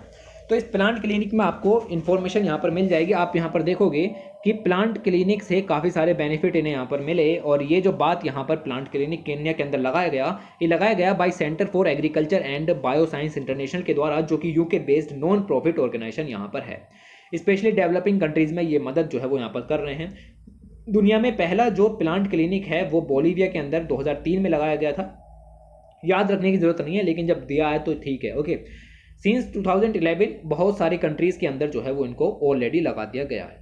एम क्या है क्लिनिक का, तो यही है कि फार्मर्स को एक्यूरेट डायग्नोसिस टूल्स जो हैं वो उपलब्ध हों कि कैसे पेस्ट से अपनी फसल को यहाँ पर बचाना है, कैसे फार्म मैनेजमेंट करना है, कैसे जो हैं वो एग्रीकल्चर एक्सटेंशन ऑफिसर्स की मदद लेनी है, ये इंटरमीडिएरीज, रिसर्चर्स, फार्मर्स, इन सब की मदद लेकर के आप जो हैं वो सस्टेन रख सकते हैं अपने फार्मिंग प्रोड्यूस को, ओके। तो ये जस्ट एक छोटा सा आइडिया जो है वो यहाँ पर आपको मिलना था। Plant clinics have bolstered effort of agriculture extension officers to share scientific information with farmers. तो फार्मर्स को जो है वो साइंटिफिक जो इन्फॉर्मेशन है वो उपलब्ध यहाँ पर करानी है कि कौन सा पेस्टिसाइड किस पर्टिकुलर पेस्ट अटैक में रिलीज करना है या फिर यूज़ करना है, ओके। तो ये जो है वो केन्या की तरह अदर कंट्रीज़ में भी लागू किया जा सकता है। स्पेशली इंडिया के अंदर में भी ये कंसेप्ट बिल्कुल सस्टेन रहेगा, क्योंकि इंडिया भी डेवलपिंग कंट्रीज़ है और इसकी क्लाइमेटिक कंडीशन काफ़ी हद तक मैच करती हैं केन्या की कंडीशन से, ओके। तो ये चीज़ें निकल करके आती हैं। इसके अलावा जो आपका CABI है, जो ग्रुप मैंने बताया, इन्होंने एक नॉलेज बैंक भी तैयार किया है that is called plant wise. इसके अंदर सारी जानकारी आपको मिल जाएगी। इस पर्टिकुलर पोर्टल आप कह सकते हो या फिर डाटाबेस आप यहाँ पर कह सकते हो। सारी इन्फॉर्मेशन किसी भी पेस्ट की, किसी भी बीमारी की, कौन सा पेस्टिसाइड यूज़ किया जाएगा, सबकी। उसके अलावा देखो हिंदी की पत्रिका डाउन टू अर्थ की जो है वो भी यहाँ पर अब उपलब्ध होने लगी है, ओके। तो ये जो है वो आप देखोगे कि 50 रुपये की आती है, लेकिन मैं इसको आपको 15 रुपीज़ में उपलब्ध कराता हूँ। मेथड जो है वो आपको मिल जाएगा, नीचे मैंने लिखा हुआ है वहाँ पर कि how to access down to earth magazine. उसको देखो और आराम से एक्सेस कर पाओगे। हिंदी की मैगजीन है और ये हिंदी की मैगजीन जो है वो महीने में एक बार आती है, जबकि इंग्लिश की जो मैगजीन है वो महीने में 2 बार आती है, ओके। तो ये वाली मैगजीन जो है वो जुलाई 2022 की है। महीने की 1, 2 या 3 तारीख को और जो है उस पर्टिकुलर महीने की मैगजीन आ जाती है। जैसे जुलाई की मैगजीन 1 जुलाई, 2 जुलाई, 3 जुलाई को आ जाती है। तो इसमें काफ़ी सारे वैरायटी ऑफ टॉपिक हिंदी भाषा के छात्रों के लिए जो टर्म्स हैं वो यहाँ पर मिल जाएंगी। कुछ भारी भारी टर्म्स होती हैं जो हिंदी में लिखनी पड़ती हैं, वो आसानी से उपलब्ध नहीं होती, तो यहाँ पर आपको वो टर्म्स जो है वो मिल जाएंगी। तो हिंदी वाले जो भाई हैं वो इसको परचेज कर सकते हैं। समझने के लिए आप वीडियो को पहले ज़रूर से देख लें, क्योंकि वीडियो जो है वो काफ़ी इंपॉर्टेंट हो जाती है, ओके। क्योंकि ये समझना ज़रूरी है, इकट्ठा करना जरूरी नहीं है चीज़ों को। खैर आगे चलते हैं और अब मेन आर्टिकल की तरफ आ जाते हैं जो मैगजीन का सेंट्रल आइडिया जो है वो देता है। बेसिकली बात की जा रही है फ्लड्स की, यानी कि बाढ़ की। असम के अंदर भारी मात्रा में फ्लड्स जो हैं वो देखने के लिए मिले। नए नहीं है, हर साल की बात यहाँ पर है, लेकिन ये जो टाइम ड्यूरेशन है फ्लड्स की वो लगातार बढ़ रही है, कंसर्न इस बात का है। ओके, और कुछ जो हेल्थ अथॉरिटीज़ हैं वो भी, हेल्थ नहीं, जो गवर्नमेंट हैं या फिर आपकी और ऑर्गेनाइजेशंस हैं, वो भी कुछ खासा जो काम यहाँ पर नहीं कर पाई। हर साल ये काम यहाँ पर हो रहा है और ये नेचुरल इवेंट है, ठीक है, ये नेचुरल तरीके से हो रहे हैं, लेकिन इसकी इंटेंसिटी जो है वो हमने यहाँ पर बढ़ा दी है। फ्लड्स जो हैं वो एक पर्टिकुलर ड्यूरेशन में आने चाहिए थे, मॉनसून सीजन में आने चाहिए थे, लेकिन अभी जो है वो मॉनसून से पहले और मॉनसून के बाद देखने के लिए भी मिल रहे हैं। तो काफ़ी खतरनाक चीज़ हो गई। इस पूरे आर्टिकल के अंदर मैं आपको सब चीज़ें बताऊंगा, लेकिन मेरी जो फेवरेट चीज़ इस आर्टिकल के अंदर से आई, जिसको पढ़ करके थोड़ा लगा कि भाई हाँ ये चीज़ है, ओके, तो वो जो है वो आपको बताऊंगा अभी। ये इसकी जो है वो टाइमलाइन दी गई है, कैसे कैसे अच्छा, टाइमलाइन में जो है वो आप यहाँ पर ये जरूर से देखें कि कब आए फ्लड। मार्च 25, क्या मार्च 25 को मानसून आता है इंडिया के अंदर? नहीं आता, ठीक है। तो मार्च 25 से जो है वो हैवी रेनफॉल असम के अंदर बिगिन हो गए और ये टाइमलाइन इस तरीके से यहाँ पर चली और लगभग 35 डिस्ट्रिक्ट जो हैं वो अफेक्ट यहाँ पर हो गई हैं। आप देखो कि मई में ये चला और जून 19 तक कंडीशन जो है वो ये थी कि 33 डिस्ट्रिक्ट अफेक्ट यहाँ पर हुई। मानसून कब आता है? यहाँ पर आता है, ओके, लगभग लगभग यहाँ पर आता है, 7 जून से पहले का समय है। तो लगभग मानसून जो है वो यहाँ पर आता है, लेकिन इससे पहले जो ये बाढ़ आई ये गलत हो गई, ठीक है। बाढ़ यहाँ पर इस तरीके से नहीं आनी चाहिए थी। मुद्दा इसी चीज़ का है, लड़ाई इसी चीज़ की है और जो बेसिकली चिंताएं हैं वो भी इसी चीज़ की हैं कि आखिर मानसून सीजन से पहले ये चीज़ नहीं होनी चाहिए थी, वरना लोग रहेंगे कहाँ अगर हर टाइम बाढ़ ही आती रहेगी तो। ओके, तो कंसर्न इस चीज़ पर है, इसके पीछे कुछ कारण थे वो भी यहाँ पर डिस्कस किए गए हैं। ओके, यही लाइन लिखी हुई है शायद, और लाइन के अंदर लिखा हुआ है देखो, टिपिकली जो असम के अंदर फ्लड्स हैं वो जून में शुरू होने चाहिए थे, जैसे साउथ वेस्ट मानसून यहाँ पर आता है, बट लेटली ये बहुत ही पहले शुरू हो गए, जैसा कि मैंने मार्च में बताया आपको, 4th मंथ मानसून सीजन में ही। ओके, तो बेसिकली ये बताया जा रहा है कि असम के अंदर जो फ्लड होने चाहिए थे वो 4 महीने के लिए होने चाहिए थे, जून जुलाई अगस्त सितंबर इस तरीके से चल सकते थे। ओके, लेकिन उससे पहले ही ये यहाँ पर आ रहे हैं, समटाइम्स कंटिन्यूइंग टिल अक्टूबर, और अक्टूबर तक ज़्यादा से ज़्यादा फैल गए, लेकिन अभी जो है वो सिचुएशन ख़राब है, मार्च में आ जा रहे हैं और नवंबर तक जा रहे हैं। ओके, तो दिक्कत ये हो रही है। 2016 में ओवर 90% ऑफ द स्टेट जो है वहाँ पर फ्लड्स यहाँ पर आए थे, तो हर साल यहाँ पर आते हैं, 2016 में भी आए थे। ओके, और वो जो है वो अप्रैल में ही स्टार्ट हो गए थे, लेकिन इस बार जो है वो मार्च में ही यहाँ पर स्टार्ट हो गए और सिचुएशन ख़राब हो गई।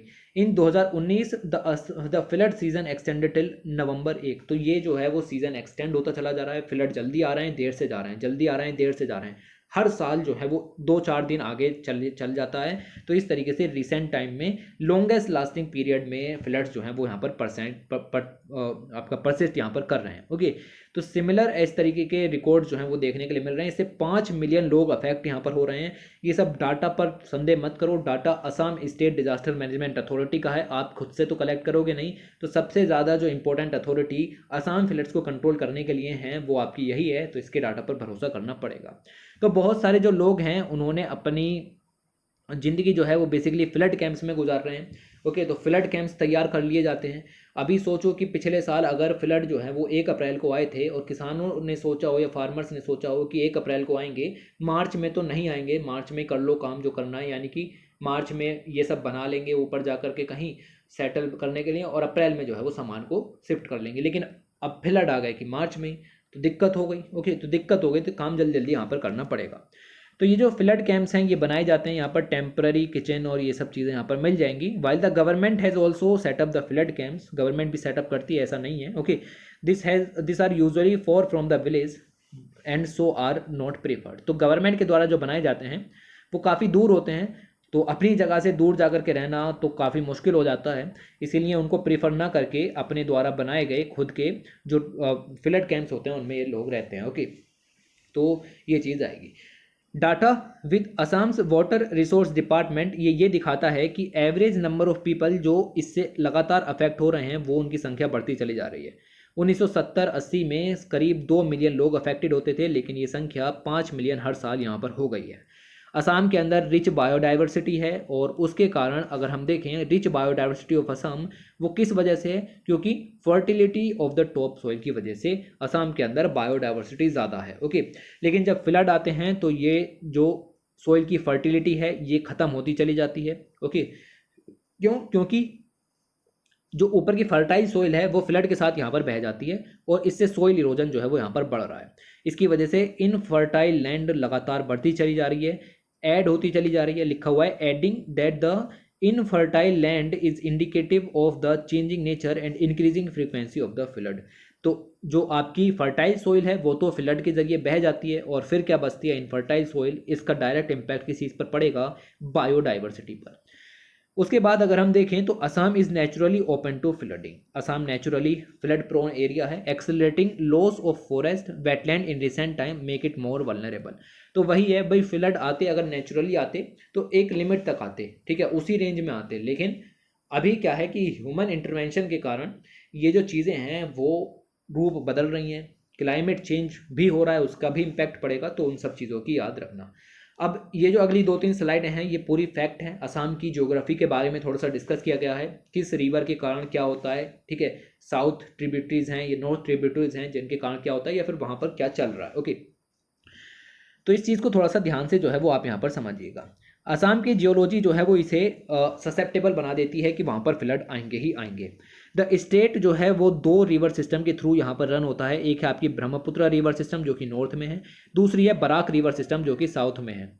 जो 35 डिस्ट्रिक्ट में से 24 डिस्ट्रिक्ट जो हैं वो ब्रह्मपुत्र वैली में लाई करती हैं और 3 डिस्ट्रिक्ट जो हैं वो बराक वैली में लाई करती हैं। इसका मतलब ये है कि majority of the state 31 million के लोग जो हैं वो इन 2 रिवर सिस्टम में ही यहाँ पर रहते हैं। यानी कि रूरल एरिया की लगभग 87% पॉपुलेशन बराक रिवर सिस्टम और ब्रह्मपुत्र रिवर सिस्टम में ही यहाँ पर रहती है। What makes these two river ferocious in unique geographical foundation of the state? तो ये रिवर्स में लगातार बाढ़ आती है, इसके पीछे के कारण ये हैं कि जो स्टेट है उसकी जियोमॉर्फिक जो फाउंडेशंस हैं वो उसके पीछे का कारण यहाँ पर हैं। आपको पता है कि असम जो है एक मैप की ज़रूरत यहाँ पर पड़ेगी, पर मैप जो है वो है नहीं। ओके, ये वाला मैप यूज़ कर लेते हैं, ठीक है, तो ये वाला मैप यूज़ कर लेते हैं। ये आपको असम का इलाका मिल जाएगा। ओके, ऐसे समझ लो। ओके, ये रफ आइडिया यहाँ पर ले लो। तो ये जो इलाका यहाँ पर आपको मिल गया, ये आपका आप देखो कि जो प्लेट है स्पेशली इंडियन प्लेट वो आपकी यहाँ पर इस तरीके से आती है, हिमालयाज़ के अलोंग आएगी। हिमालयाज़ में बेसिकली आप देखोगे तो आपको मिलेंगे कि अराकान योमा के नाम से हिमालयाज़ जो है वो नॉर्थ ईस्ट में फैलते हैं। तो इस तरीके से जो आपके बेसिकली प्लेट है, इंडियन प्लेट है, ओके, वो इस तरीके से यहाँ पर आएगी। और इंडियन प्लेट जो है वो यूरेशियन प्लेट से आपकी जो है वो आपकी मर्ज होती है। ओके, इधर भी कई सारी प्लेट्स हैं। ओके, तो इनसे भी यहाँ पर जब कन्वर्ज होगी तो उसकी वजह से यहाँ पर हिमालयाज जो है उनका राइज हुआ है। ज्योग्राफी में ये सब चीज़ें आपने यहाँ पर पढ़ी हैं। ओके, और इंडियन प्लेट आपको पता है कि वो सबडक्ट भी हो रही है यूरेशियन प्लेट के नीचे। ओके, तो उसकी वजह से ये जो फोल्टिंग सिस्टम है वो यहाँ पर क्रिएट हो जा रहा है। ओके, तो फोल्टिंग सिस्टम जो है वो असम में यहाँ पर आपको मिल जाएगा। ये पूरा का पूरा असम के अंदर से जो प्लेट है वो यहाँ पर सबडक्ट हो रही है यूरेशियन प्लेट के नीचे भी। ओके, और ये चीज़ें आपको थोड़ी सी यहाँ पर मैं बताना चाह रहा था। उसके साथ साथ अगर आप यहाँ पर देखें तो इसकी फाउंडेशन में आपको मिलेगा कि Assam is located at the eastern most part of the Indian tectonic plate. Indian tectonic plate के ईस्टर्न मोस्ट पार्ट पर है। ये वो पॉइंट है जहाँ पर इंडियन प्लेट जो है वो आपकी यूरेशियन प्लेट के नीचे यहाँ पर जा रही है, जिससे कि सबडक्शन जोन क्रिएट हो रहा है और हिमालयाज भी यहाँ पर बन रहे हैं। इसका मतलब ये है कि दिस लैंड ऑफ प्लेन और रिवर वैली ये सराउंडेड है हाई हिल से। यानी कि जो रिवर वैली सिस्टम या पूरा पूरा असम है उसके चारों तरफ हिल्स की संख्या आपको मिल जाएगी, स्टीप गोर्जेस मिल जाएंगे, जिनसे ब्रह्मपुत्र, बराक और ऐसी और 44 मेजर ट्रिब्यूटरीज फ्लो करती हैं स्टेट में। 33 मेजर ट्रिब्यूटरीज में से ब्रह्मपुत्र की 20 जो हैं वो नॉर्थ बैंक पर अवेलेबल हैं। तो ये अगर ब्रह्मपुत्र है तो 20 ट्रिब्यूटरीज नॉर्थ साइड में हैं और बाकी की ट्रिब्यूटरीज जो हैं वो आपके साउथ साइड में यहाँ पर हैं। ओके, नॉर्थ बैंक पर अवेलेबल हैं एंड इसके बाद अगर हम देखें and have a very steep slope, और उनका स्लोप भी जो है वो काफ़ी ज़्यादा स्टीप है। चैनल्स बहुत ज़्यादा ब्रेडेड हैं। ये सब ज्योग्राफी की टर्म है, आपको पता होनी चाहिए। ओके, ब्रेडेड चैनल का मतलब है कई सारी डिस्ट्रीब्यूटेड चैनल जो है वो यहाँ पर इसके यहाँ पर हैं। बड़े बड़े पत्थर, पीबल्स और कोअर्स सैंड बैंड्स जो हैं हैवी सिल्टेशन के साथ वो यहाँ पर आते हैं, जिसकी वजह से फ्लैश फ्लड्स की जो इंटेंसिटी है वो यहाँ पर बढ़ जाती है और प्रोन हो जाते हैं फ्लैश फ्लड्स में। ओके, अदर 13 ट्रिब्यूटरीज जो कि रिवर के साउथ बैंक पर यहाँ पर हैं उनमें फ्लड्स जो हैं वो उतने ज़्यादा नहीं आते और लेस प्रोन है तो फ्लड्स। और ये जो हैं क्योंकि यहाँ सिल्टेशन नहीं होता। सिल्टेशन का मतलब तो समझते हो कि सिल्टेशन आखिर फ्लड से कैसे रिलेटेड है, very very important. Okay, siltation आखिर किस तरीके से रिलेटेड है फ्लड से, तो इसको मैं आपको यहाँ पर बता ही देता हूँ कि अगर किसी रिवर में हैवी सिल्टेशन यहाँ पर होगा तो उससे जो रिवर के फ्लड प्लेन्स हैं उन पर लगातार चेंज यहाँ पर होता चलता चला जाता है। हैवी सिल्टेशन का मतलब ये है कि जो रिवर का बेड है वो ऊंचा उठ जाएगा, क्योंकि नीचे में सिल्ट यहाँ पर जमा हो गया तो रिवर का जो बेड है वो ऊपर उठ गया, सैलो हो गया, तो पानी जो है गहराई में जाने की जगह नहीं बची और अब वो पानी बाहर आएगा, दैट्स कॉल्ड फ्लड। ओके, तो ये जो सिचुएशन है वो बर्स्ट हो जाती है। बोथ ब्रह्मपुत्र एंड बराक दोनों की दोनों यंग हैं और अनस्टेबल हैं और इसकी वजह से इरोजन ज़्यादा यहाँ पर होता है, जिसकी वजह से सिल्ट और डेब्रिस बहुत ज़्यादा इकट्ठा हो जाता है इनकी ट्रिब्यूटरीज में, और ऊपर से आने वाला जो सिल्ट है स्पेशली चाइना वगैरह से जो आ रहा है, ओके, या असम अरुणाचल प्रदेश से आ रहा है, वो सब भी यहाँ पर इकट्ठा हो जाता है और इसकी वजह से जो रिवर बेड हैं वो रेज हो जाते हैं और जो रेनफॉल यहाँ पर हुई, अब पानी तो है नहीं, मतलब पानी है लेकिन नदी भर गई पूरी, ओके, भर गई पूरी, क्यों? क्योंकि सिल्ट जम गया नीचे, ओके, तो बाकी का जो पानी है वो आपका फ्लडिंग में यहाँ पर चला जाता है। तो इस तरीके से अगर किसी रिवर में सिल्ट ज़्यादा होगा तो फ्लड्स की कंडीशंस बढ़ जाएंगी और अगर सिल्ट कम होगा तो फ्लड्स की कंडीशंस नहीं होंगी, इसीलिए सिल्टेशन को लगातार ख़त्म करते रहना पड़ता है। ऐसे ही डैम्स वगैरह के केसेस में भी यहाँ पर होता है। बराक रिवर जो है वो बहुत ज़्यादा मिएंडर करती है और इरोजन करती है अपने साइड के रिवर बैंक्स का और रिवर बेड का। अब आपको ये तो समझ में आ गया कि जो ब्रह्मपुत्र रिवर सिस्टम है उसमें स्पेशली प्रॉब्लम सिल्टेशन की ज़्यादा है, लेकिन जो बराक रिवर सिस्टम है उसमें जो प्रॉब्लम है, देखो ये तो सिल्टेशन की तो है ही है क्योंकि सिल्ट तो जमा होगा, लेकिन किस कारण से जमा हो रहा है वो अलग है। ब्रह्मपुत्र रिवर सिस्टम में सिल्ट वगैरह सब जमा हो रहा है क्योंकि ऊपर से जो चीज़ें हैं, इतना सारा जो आप देख सकते हो कि मटेरियल जो है वो यहाँ पर आता है, ओके, और ब्रह्मपुत्र जो है वो आपको मिलेगी कि प्लेन रिवर में बहती है तो थोड़ी मिएंडर भी यहाँ पर करती है। बराक रिवर सिस्टम हाईली मिएंडरिंग यहाँ पर करता है, जिसकी वजह से वो अपने रिवर बैंक्स को जो है वो कट करता है, इरोजन करता है और इसकी वजह से फ्लडिंग जो है वो यहाँ पर हो जाती है। ओके, क्योंकि रिवर बैंक्स यहाँ पर कट होंगे तो एक जो बैरियर था उसको रोकने वाला वो यहाँ पर ख़त्म हो जाएगा। इसकी जो 11 ट्रिब्यूटरीज हैं वो भी काफ़ी ज़्यादा फ्लड प्रोन एरिया हैं। टूगेदर ये दोनों रिवर मिलकर के 99.3% टोटल एरिया स्टेट का यहाँ पर कवर करती हैं और असम हैवी रेनफॉल भी यहाँ पर जो है उसको भी यहाँ पर हैवी रेनफॉल भी असम के अंदर पड़ती है, जिसकी वजह से साउथ वेस्ट मानसून के कारण आती है ना रेनफॉल असम में, ओके, तो उसकी वजह से जो है वो आपका पता चलेगा कि भारी बारिश होती है और भारी बारिश का कारण सीधे सीधे आपको मिलेगा कि फ्लड यहाँ पर जो है वो होते हैं। तो ये कुछ पॉइंट जो है वो आपको यहाँ पर पता होने चाहिए। द रूट कोज, ट्रीज़ जो हैं वो बेसिकली आपका नेचुरल प्रोटेक्शन के रूप में वर्क करते हैं, फ्लड वगैरह से यहाँ पर बचाते हैं, ओके, और इसीलिए तो इनको यहाँ पर लगाया जाता है। सोइल को बाइंड करके लगते हैं और सरफेस रन ऑफ वगैरह को भी रिड्यूस करते हैं और फ्लड की जो इंटेंसिटी है उसको भी कम कर सकते हैं। लेकिन पिछले 2 दशकों की अगर हम बात करें तो असम की बहुत सारी डिस्ट्रिक्ट्स के अंदर में ट्री लॉस बहुत तेज़ी से यहाँ पर हुआ है। सन 2000 से 2021 के बीच स्टेट के अंदर टोटल 2,87,000 के करीब हेक्टेयर लॉस्ट हो चुके हैं, यानी कि 10% फॉरेस्ट डिक्रीज देखने के लिए मिल रहा है। ये बिल्कुल भी सही नहीं है। असम के अंदर बहुत सारे वेटलैंड्स हैं, वेटलैंड्स को असम में बील कहते हैं, जैसे देपोर बील है, ओके, देपोर बील है ना, जैसे ये रहा टर्म, ओके, ये रामसर साइट है और असम की एकमात्र wetland of international importance wetland of international importance है, यानी कि रामसर कन्वेंशन के अंदर में जो है वो इसको जगह दी गई है। तो जो इस तरीके के वेटलैंड्स यहाँ पर हैं ये भी आपको फ्लड से यहाँ पर बचाते हैं क्योंकि ये स्पॉन्ज की तरह वर्क करते हैं, ओके, और ये जो है वो नेचुरल प्रोटेक्शन एक तरीके से उपलब्ध यहाँ पर कराते हैं। They act as an sponge breaking the flow of flood water, जिससे कि फ्लड की जो इंटेंसिटी है उसको कम किया जा सकता है। फ्लड्स तो आएंगे, okay, many of these ecological important natural resources okay have deteriorated in the recent times. तो वेटलैंड जो है उन पर खासा ध्यान नहीं दिया जा रहा। While a wide ranging analysis of the health, हमने हेल्थ भी यहाँ पर जानने की कोशिश की असम के कुछ बिल्स की, तो पता चला कि जो इंडिविजुअल वेटलैंड्स हैं वो लगातार ख़त्म हो रहे हैं। जैसे जैसे दीपोर बिल के ऊपर स्टडी यहाँ पर की गई तो पता चला कि इसकी जो स्टोरेज कैपेसिटी है वो यहाँ पर डिक्रीज़ हो रही है of the high biodiversity site, जो कि एक इंपॉर्टेंट बायोडाइवर्सिटी साइट होनी चाहिए थी, उसकी स्टोरेज कैपेसिटी लगातार डिक्रीज़ यहाँ पर हो रही है। तो ये चीज़ें यहाँ पर आपको थोड़ी सी मिल जाएंगी।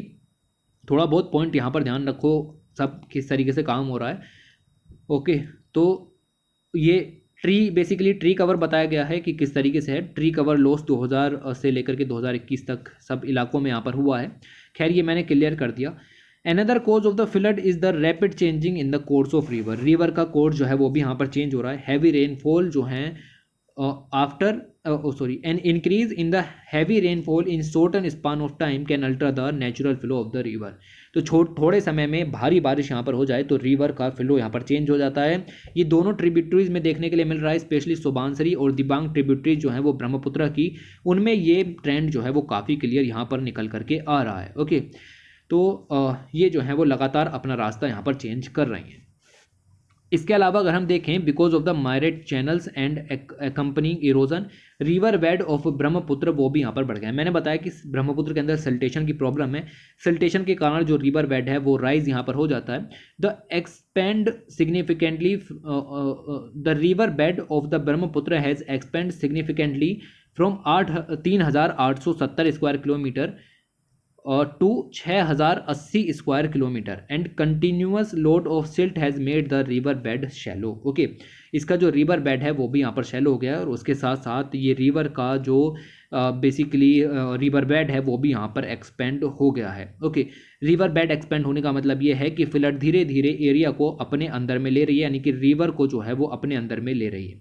तो सराउंडिंग एरिया जो है वो लगातार रिवर का पार्ट बन रहा है, जिसकी वजह से आप देखोगे कि ये सी बेड जो है वो भी ऊपर उठता चला जा रहा है। ओके, तो ये सब डिपोजिशन बताया है कितना इंक्रीज हुआ है। साथ में आप देखोगे कि ब्रह्मपुत्र के अंदर जो है वो लगातार चीज़ें रिलीज हुई हैं, और इससे जो बैंक इरोजन भी होता है, और साथ ही साथ land of loss of land भी देखने के लिए मिलता है।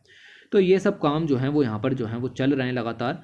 उसके बाद अगर हम यहाँ पर देखें तो एक चीज़ होती है दैट्स कॉल्ड कोअर सैंड। आप देखो, coarse sand that is not formally found in the region में ये जो कोअर सैंड है बेसिकली सैंड, उसके अंदर काफ़ी बड़े पार्टिकल्स यहाँ पर होते हैं। ओके, फाइन पार्टिकल्स नहीं होते। तो ये जो हैं वो कंस्ट्रक्शन प्रोजेक्ट से लाई जाती है। ऊपर जितने भी कंस्ट्रक्शन प्रोजेक्ट अरुणाचल प्रदेश या चाइना वगैरह में चल रहे होंगे, वहाँ से ये सैंड जो है वो यहाँ पर आती है। और ये जो सैंड है ये ब्रह्मपुत्र के द्वारा हर साल यहाँ पर लाई जाती है, जिसकी वजह से जो फर्टाइल एलुबियल सोइल यहाँ पर मौजूद है पहले से ही, वो धीरे धीरे रिप्लेस हो जाती है। आप देखो ये रिवर है, इसके चारों तरफ ये फ्लड प्लेन्स यहाँ पर हो गए। ओके, तो पानी अगर इस एरिया में जाएगा तो वो सारा का सारा कोअर सैंड को ले जाएगा, और यहाँ जो फर्टाइल सोइल थी वो ख़त्म हो जाएगी, क्योंकि उसके ऊपर कोअर सैंड जो है वो इकट्ठी हो जाएगी। तो ये थोड़े से पॉइंट और पता होने चाहिए। इसके अलावा चेंजिंग विद क्लाइमेट में यहाँ पर देखने के लिए मिल रहा है। ये वाली स्लाइड जो है वो इस आर्टिकल के अंदर काफ़ी खूबसूरत थी, जो मुझे भी पसंद आई। ओके, और यहाँ पर ये है कि देखो नेचुरल डिज़ास्टर है, क्या कर सकते हैं, ज़्यादा से ज़्यादा प्रोटेक्शन कर सकते हैं। एक चीज़ टर्म तो आपने सुनी होगी, कोल्ड एडेप्टेशन। ओके, तो क्लाइमेट चेंज से एडेप्टेशन करना है, उसी चीज़ को लेकर के पूरी स्लाइड यहाँ पर दी गई है। पीपल ऑफ असम जो हैं वो फ्लड्स के साथ रहना सीख चुके हैं, यानी एडेप्ट जो हैं वो कर चुके हैं। ओके, और इनके इकोनॉमिक, कल्चर, सोशल पार्ट का इंपॉर्टेंट हिस्सा बन चुका है। असम के अंदर फ्लड जो हैं वो आएंगे ये सर्टेनिटी है, लेकिन हमें उससे एडोप्ट होना बहुत ज़्यादा ज़रूरी है।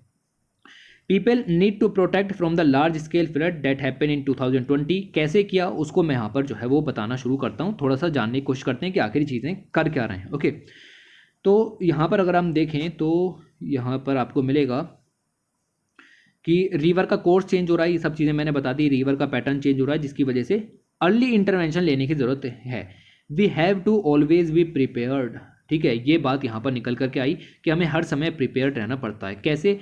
Residents of the village have developed many adaptation and coping mechanism when surging water of the Brahmaputra submerge the Ajarbari in July 2020। लोगों ने क्विकली अपनी फैमिलीज को एंड लाइव स्टॉक को हाई और raised food shelter, flood shelter इलाके में जो है वो शिफ्ट कर लिया।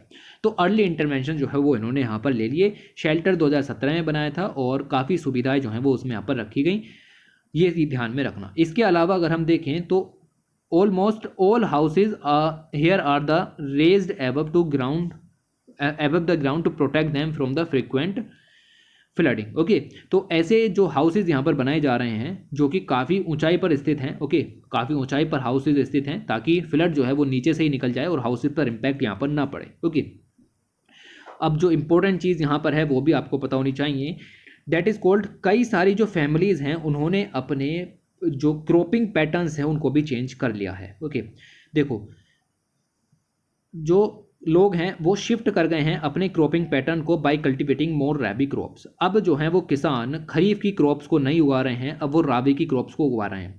ये दिस इज कॉल्ड एडेप्टेशन। क्यों करना पड़ा? क्योंकि फ्लड तो आएंगे और आएंगे, फसल बर्बाद होगी, उससे अच्छा है कि हम लोग राबी क्रॉप्स को यहाँ पर जो है वो उगाएं। उन्होंने जो है वो पोटैटो, टोमेटो, एग प्लांट, ओकरा, मस्टर्ड, पल्सेस, पीज, इन सबको उगाना शुरू कर दिया है। खरीफ पैडी को अब यहाँ पर नहीं उगाते। और we have also shifted more land towards the boro rice. ये बोरो राइस को उगाने लगे हैं। और ये जो बोरो राइस है इसकी खासियत ये है कि ये नवंबर में बोई जाती है और मार्च अप्रैल तक जो है वो काट ली जाती है। आप समझो कि नवंबर में बोकर के मार्च तक काट ली जाएगी, और क्योंकि मार्च के बाद तो फ्लड शुरू हो जाएंगे नवंबर तक, ठीक है, तो फिर तो कुछ हो नहीं पाएगा। तो उससे पहले जो हो रहा है तो वो यहाँ पर करना चाहिए, इसीलिए बोरो राइस को यहाँ पर उगाते हैं, ये पता होना चाहिए आपको। तो जो नए और स्टेट के एक्शन प्लान मिल जाएंगे क्लाइमेट चेंज से लड़ने के लिए। उन्होंने भी काफ़ी सारे एडेप्टेशन प्रोजेक्ट जो हमें चलाए हैं कि कैसे रिवर बैंक को बचाएं, फ्लड रेजिलियंस करें, फ्लड रेजिस्टेंट क्रॉप किस तरीके से उगाई जाएं, उन सब के ऊपर बात चलती रहती है। भाई स्टेट का और गवर्नमेंट का तो वर्क है ये सब काम करने का, फिलहाल हमें ये देखना है कि लोकल कम्युनिटीज़ किस तरीके से अडेप्ट यहाँ पर करती हैं, क्योंकि हमारे पढ़ने का डाउन टू अर्थ मकसद यही है। उसके बाद अगर हम बात करें आगे एग्रीकल्चर के ऊपर, ये ख़त्म हो गया आपका फ्लड का, ठीक है, इतना पता होना चाहिए था। आगे बात करें एग्रीकल्चर की तो यहाँ से इंपॉर्टेंट पॉइंट्स निकलते हैं। इंपॉर्टेंट पॉइंट ज़्यादा कुछ नहीं, 2-3 चीज़ें यहाँ पर बताई गई हैं। मैं भी जल्दी इस आर्टिकल को ख़त्म करूँगा, ठीक है, सिर्फ 3-4 स्लाइड्स जो हैं वो यहाँ पर और रह गई हैं, क्योंकि आर्टिकल में कुछ ज़्यादा चीज़ें खास नहीं हैं। यूनियन गवर्नमेंट सभी फार्मर्स की इनकम को डबल करना चाहती है, लेकिन it has not even spent the allocated budget for agrarian scheme in the 3 of the past 5 year। पिछले 5 सालों में से जो 3 साल हैं उनमें एग्रेरियन बजट जितना होना चाहिए था वो पूरा का पूरा रिलीज भी नहीं किया गया है। तो ऐसे कैसे फार्मर्स की इनकम जो है वो डबल हो जाएगी? ओके, ऐसे कैसे होगा? तो यहाँ पर इंट्रोडक्शन है, कहाँ पर क्या बोल दिया, ठीक है, ये सब चीज़ें हैं, इग्नोर करो, सिर्फ इस स्लाइड के जरिए काम हो जाएगा, ज़्यादा डिटेल में नहीं जाना, जिनमें जाना था वो मैंने पढ़ा है। The center has not been able to spend its budgetary allocation to farm scheme in 3 of the past 5 year। अगर आप देखो यहाँ पर तो जितना बजट यहाँ पर एस्टिमेट किया था और एक्चुअल एक्सपेंडिचर जो है वो यहाँ पर कितना किया, तो ये दिखाया गया है कि ये देखो कम हो रहा है ना, ये देखो कम हो रहा है, यहाँ पर चलो अभी ऊपर निकल गया, कोई दिक्कत नहीं, आगे भी देखने के लिए मिलेगा कुछ। तो ये जो कमी देखने के लिए मिल रही है ये थोड़ी सी मायने यहाँ पर रखती है। इसके अलावा जो पीएम किसान स्कीम है जिसमें सेंटर 6,000 रुपये पर ईयर यहाँ पर उपलब्ध कराती है 3 इंस्टॉलमेंट में हर एक हाउस होल्ड को, तो उसमें कहा जा रहा है कि 31.5 मिलियन हाउस होल्ड जो हैं उन्होंने as many as 31.6 million household receive the instalment in December March, which is only 33% of the 93 agrarian household जिनको ये पैसा मिलना चाहिए था। तो सिर्फ 1/3 किसान जो हैं उनको यहाँ पर पैसा मिला, बाकी को नहीं मिला। तो ये पैसा जो है वो यहाँ पर खर्च करने की जरूरत है ताकि उनकी इनकम बढ़े। इसके बाद ये आर्टिकल भी अच्छा था, ये थोड़ा सा अच्छा लगा इधर पढ़ के, ओके। तो ये जो है ये यहाँ पर इम्पोर्टेंट है, ये बता रहा है कि एग्रेरियन हाउस होल्ड की जो शेयर है इनकम का उसको डिवाइड किया गया है, और पता चला है कि क्रॉप प्रोडक्शन से अब उसको कोई फ़ायदा नहीं हो रहा ज़्यादा, ठीक है। मतलब किसान के पास कई सारे सोर्सेज होते हैं, हो सकता है वो अपनी इनकम वेजेस से लाए या नॉन फार्म बिजनेस करे या एनिमल रियरिंग करे। क्रॉप प्रोडक्शन तो एक इंपॉर्टेंट सेगमेंट हो ही जाता है जो कि फार्मर को इसी नज़रिए से देखा जाता है, या लैंड लीजिंग का काम वो कर सकता है। तो बेसिकली अगर हम बात की जाए तो ये पता चला है कि 2012-13 में जितना मज़ा क्रॉप प्रोडक्शन से यहाँ पर आता था, अब उतना फ़ायदा किसानों को क्रॉप प्रोडक्शन से हो नहीं रहा है। इन्होंने कहा है कि 48% से शेयर जो है वो क्रॉप प्रोडक्शन का यहाँ पर गिर गया है, नहीं सॉरी, ये जो पहले 48% शेयर था वो अब 37% यहाँ पर हो गया। आप देख सकते हो कि एक फार्मर की इनकम 2012-13 में उसमें 32% पैसा जो है वो वेजेस से आता था, 8% जो है वो नॉन फार्म से आता था, 12% जो है वो एनिमल रियरिंग से आता था, और बाकी का क्रॉप प्रोडक्शन से यहाँ पर आता था। अब जो है ये शेयर जो है वो बढ़ गया, मतलब वेजेस से ज़्यादा कमाई होने लगी है, और यहाँ पर आप देखोगे कि एनिमल्स फार्मिंग से ज़्यादा होने लगी है, okay, compare to the crop production. तो क्रॉप प्रोडक्शन पर ज़्यादा फोकस जो है वो अब किसान यहाँ पर नहीं कर रहे हैं। इसके अलावा लैंड फ्रेगमेंटेशन भी तेज़ी से बढ़ रहा है, जिसकी वजह से जो मार्जिनल एग्रीकल्चर हाउस होल्ड है जिसके पास 1 हेक्टेयर से यहाँ कम की ज़मीन है वो और ज़्यादा कम यहाँ पर होती चली जा रही है, ओके। तो इस तरीके के काफ़ी सारे किसान मौजूद हैं, लगभग 70% के करीब किसान मौजूद हैं, और अगर टोटल मिला लें स्मॉल एंड मीडियम फार्मर्स को तो इनकी भी संख्या जो है वो यहाँ पर लगातार बढ़ी है, ओके। तो फ्रेगमेंटेशन जो है वो यहाँ पर काफ़ी हो रहा है, और एवरेज साइज़ जो है वो आप ऐसा याद रखो कि 0.5 हेक्टेयर के करीब जो ज़मीन है वो इस समय यहाँ पर मौजूद है। तो टारगेट वॉज ऑलवेज अनरियलिस्टिक। यहाँ पर ये कहा गया कि जो फार्मर की इनकम डबल करने का टारगेट है वो हमेशा से ही अनरियलिस्टिक था। आपको करना ये चाहिए था कि आप एग्रीकल्चर पॉलिसीज़ को थोड़ा सा और चेंज करते। It should have include the significant increase in public investment बढ़ना था।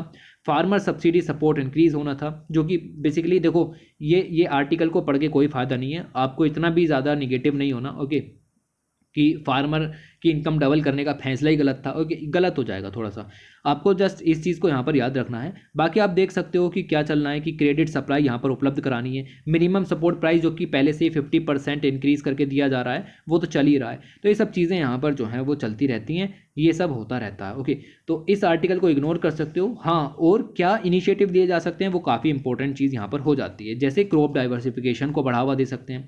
ओके, क्रॉप डाइवर्सिफिकेशन को बढ़ावा देके न्यूट्रिशनल सिक्योरिटी और फूड सिक्योरिटी दोनों हासिल की जा सकती है। तो ये सब चीज़ें यहाँ पर कुछ मिलेंगी। फिलहाल यहाँ पढ़ने का विषय नहीं था, लेकिन आर्टिकल दिया गया था, तो किसी को ऐसा ना लगे कि आर्टिकल छोड़ दिया है। इसके बाद जो अगर आप देखें तो एक दो आर्टिकल यहाँ पर आपका और था। ओके, एक दो आर्टिकल बाली एग्रीमेंट के बारे में था, इसके बारे में मैं पढ़ा चुका हूँ डाउन टू अर्थ के अंदर में। ओके, डिटेल में कवर करा है, तो वहाँ से आप उसको ज़रूर। बाली नहीं था वो, ठीक है, बाली एग्रीमेंट नहीं था वो, कुछ और था। ठीक है, बाली एग्रीमेंट तो यार ये आपका शुरू में पढ़ाया था जनवरी फरवरी के करीब, ये कुछ और था। ओके, ये जो है वो कुछ और था, लेकिन वो कवर करा दिया गया है। वो आर्टिकल जब मैंने पढ़ा था तो वो चीज़ वो है वो आपकी कवर करा दी गई थी। लॉस एंड डैमेज वाला जो फंड था उसके ऊपर बात यहाँ पर की जा रही थी, वो पिछली मैगजीन और यूपीएससी स्पेशल सीरीज़ में कवर किया गया है, इसलिए उसको यहाँ इग्नोर किया जा रहा है। इसके बाद कुछ फूड प्रोडक्ट वगैरह जो है उनके बारे में जानकारी दी गई थी। अगर आप मैगजीन खरीदना चाहते हैं, कोई भी मैगजीन खरीदना चाहते हैं, डाउन टू अर्थ है, साइंस रिपोर्टर है, विज्ञान प्रगति मैगजीन है, तो आप जस्ट इस टेलीग्राम चैनल पर मैसेज भेजिए कि मुझे ये वाली मैगजीन खरीदनी है। मैं उधर से आपको जो है वो QR कोड सेंड करूँगा। आपको 10 रुपीज़ पे करने हैं और पे करने के बाद आपको मैगजीन 1 मिनट के अंदर में मिल जाएगी। इंपॉर्टेंट चीज़ ये है कि मैगजीन खरीदनी हो तभी आप जो है वो उस पर मैसेज कीजिए, अदरवाइज़ जो है वो वहाँ पर जो पर्सन बैठे रहता है ना, बेसिकली वो उनको इतनी ज़्यादा नॉलेज नहीं होती इधर उधर की बातों की। ओके, उनको सिर्फ मैगजीन का ऑर्डर आएगा तो वो वहाँ से दे देंगे। ओके, तो उनसे अगर कुछ पूछोगे कि सर ये कैसे, तो वो उल्टा सीधा कुछ जवाब दे देंगे। ओके, तो वो सब नहीं होना चाहिए। आप मैगजीन चाहते हैं तो आप ये जो है वो यहाँ से परचेज़ कर सकते हैं। ओके, तो इस तरीके से मेथड भी मैंने बता दिया इन द लास्ट। खैर चलो, ये मैगजीन कंप्लीट होती है आपकी वैसे। ओके, और ये आपका पूरा हुआ, इतना सब आपको यहाँ से जो है वो कवर करना था। चलो वीडियो एंड करते हैं। Thanks for watching, take care.